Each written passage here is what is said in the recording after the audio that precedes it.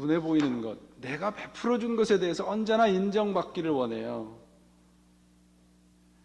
그건 성경적인 사랑이 아니라는 거죠. 우리가 죄인 되었을 때, 원수 되었을 때 우리를 사랑해 주신 예수님의 사랑을 생각할 필요가 있습니다. 그렇다면 이웃사랑, 원수까지 사랑하는 일을 어떻게 시작을 해야 할까요? 어떻게 이런 일이 가능할까요? 오늘 본문 말씀을 보면 뭐라고 되어 있습니까? 너희를 핍박하는 자를 위하여 뭐하라고 되어 있어요? 기도하라, 그렇게 되어 있습니다. 기도하라는 말씀은 이웃을 사랑하고 원수까지 사랑하는 일이 맨정신으로는 안 된다는 거예요. 맨정신으로는 안 된다는 얘기입니다. 기도하면서 훈련하고 반복해서 주님의 마음을 우리 안에 담았을 때 이웃사랑이 가능하다는 겁니다. 아버지의 기도노트라는 제목의 글을 읽어본 적이 있는데 이 글이 이렇게 됩니다. 제가 그대로 읽어드릴게요. 내가 17살 때 아버지가 돌아가셨다. 나는 아버지 생의 마지막 1년 동안 아버지와 함께 일했는데 밤이나 주말 그리고 여름방학에도 타자를 쳤고 아버지가 자료를 수집하거나 책상에 앉아 집물을 보실 때 늘 곁에 있곤 하였다.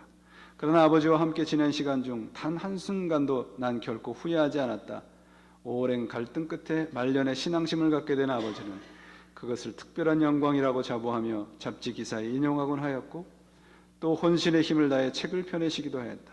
아버지가 돌아가신 후 아버지 침대에 딸려있는 서랍을 정리하던 중 나는 전에 한 번도 본 일이 없는 메모 노트를 발견하고 매우 놀랐다. 그리고 그 노트를 뒤적이다가 아버지가 가장 좋아하던 초록색 잉크로 정성껏 적어놓은 많은 이름들을 발견했다.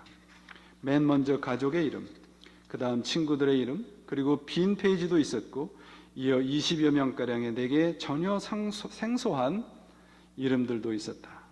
나는 그 메모노트를 어머니께 보여드렸다. 그러자 어머니가 말씀하셨다.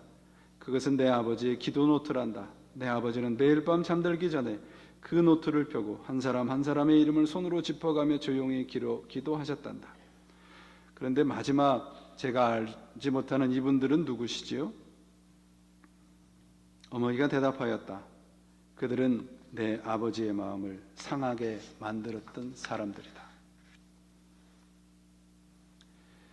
우리가 가장 가까이서 내 마음을 상하게 하고 나를 불편하게 하는 사람들을 위해서 기도하기 시작하지 못하면 이웃을 사랑할 수 없게 됩니다. 믿음은 이런 사람들이 되는 거예요. 우리가 예수 그리스도의 복음을 가지고 이런 사람들로 변화되는 것입니다. 내 뒤통수를 치는 사람을 위해서 기도할 수 있는 사람, 얼마나 멋있습니까?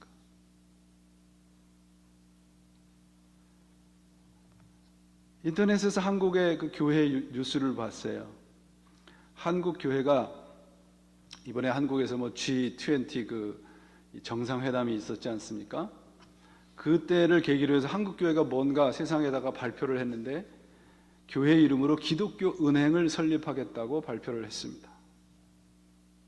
참으로 놀라 자빠질 일이에요. 은행이 무엇입니까? 돈놀이 하는 곳이잖아요. 예수 그리스도께서 성전 앞에 있는 돈 바꾸는 사람들을 분노하시면서 그 상을 엎으시는 것이 성경에 기록되어 있잖아요. 물론 이들이 가난한 사람들을 돕고 교회를 돕기 위한 취지를 가지고 은행을 만들겠다고 그래요. 그런데 성경을 보시면 예수님께서 분노하시면서 그 상을 엎으신 그 일을 예수의 이름으로 하겠다는 것이잖아요. 예수님께서 역겹게 여기신 것을 예수 그리스도의 이름으로 하겠다고 나선 것입니다. 믿음은 이런 게 아니에요, 여러분. 기독교 신앙의 핵심을 우리가 올바로 알기 위해서는 하나님을 올바로 아셔야 됩니다. 하나님을 잘못 알으니까 이런 엉뚱한 일을 하나님의 이름으로 하려고 하는 거예요. 하나님을 잘못 알을 수 있을 때 저지르는 잘못을 보면 성경에 이런 것이 있잖아요. 여러분들 마태복음 24장에 이후에 보면 14절 이후에 보면 우리 잘 아는 달란트 비유 나옵니다. 달란트 비유에 한 달란트 받은 사람이 주인이 돌아온 후에 뭐라고 말하냐면 주인은 굳은 분이시라 심지 않은 데서 거두시고 뿌리지 않은 데서 모으시는 줄 알고 무서워하여 물러가서 땅에 묻었습니다. 이 한 달란트 받은 사람이 주인에 대해서 잘 알고 있던 겁니까? 잘못 알은 겁니까? 잘못 알았어요.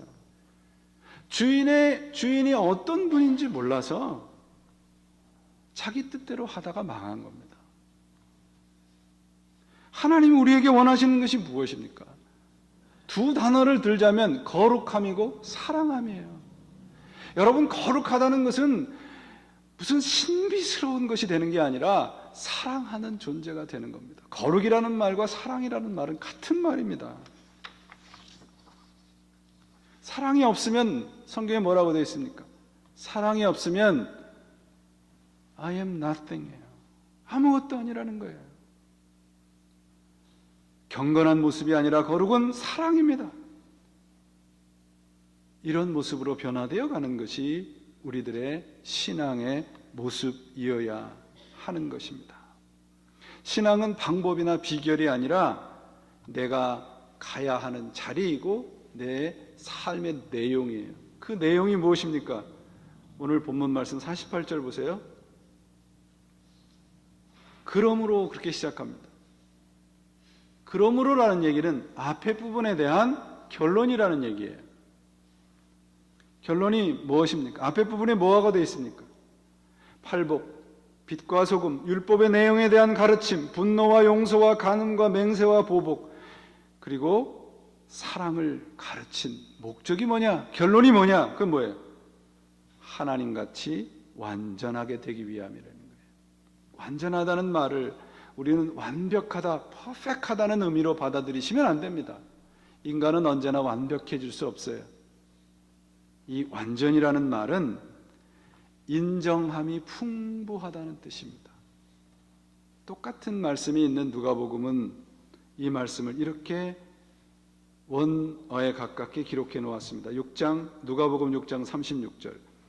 너희 아버지가 자비로우신 것 같이 너희도 자비로운 사람이 되어라. 영어 성경을 보니까 더 우리 마음속에 와닿게 기록이 되어 있습니다. 영어 성경에 이렇게 되어 있어요. You are to be all embracing in your love, in imitation of God, whose love embrace all. 모든 것을 포용하는 자리까지 가는 것이 믿음의 내용이에요. 그것이 우리가 복음을 받은 이유입니다. 예수님께서 10계명을 정리하시면서 요한복음에 말씀하시잖아요. 3계명을 너희에게 주노니 너희가 서로 사랑하라. 내가 너희를 사랑한 것 같이 너희도 서로 사랑하라. 너희가 서로 사랑하면 이로써 모든 사람이 너희가 내 제자인 줄 알리라. 사랑은 내 가지고 있는 것을 뭔가 남에게 주는 것이 아니라 내 자신을 주는 겁니다. 사랑은 그래서 something extra라는 말이죠. 그 extra는 무엇입니까? 오리 가자면 심리 가지고 내가 싫어하는 원수까지 사랑해 주는 거예요. 그게 성경의 사랑의 본체이고 예수님의 가르침의 핵심입니다. 제가 설교 초반에 말씀드린 것처럼 자질구레하고 내가 하기 좋은 그런 신앙에서 우리 한 걸음 벗어나셨어요. 정말 원수까지 사랑할 줄 아는, 기도함으로 아프고 쓰리지만 그 사람을 내 삶의 영역에 포함할 줄 아는 자리까지 갈 때 우리는 신앙의 이름으로 하나님께 가까이 갈 수 있습니다. 사랑하는 여러분, 저는 뜬구름 잡는 얘기를 여러분에게 말씀드린 것이 아닙니다. 예수님께서 직접 말씀하시고 직접 우리들에게 보여주신 가르침을 여러분에게 지금 말씀하고 있습니다.